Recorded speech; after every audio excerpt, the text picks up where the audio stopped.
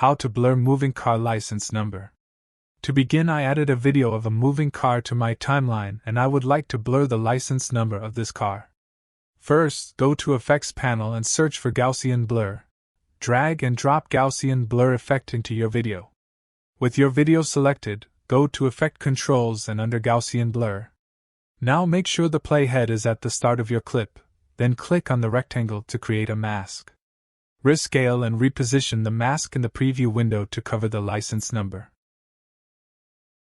Now under Gaussian blur, increase the blurriness. Then click on this button so Premiere automatically tracks the car and creates keyframes over time. Now play the video and at the moment the mask is not covering the license number properly, stop the video and use Auto Track button again to recreate the keyframes. But mine is okay. Anyway guys, thanks for watching and I hope you found this useful.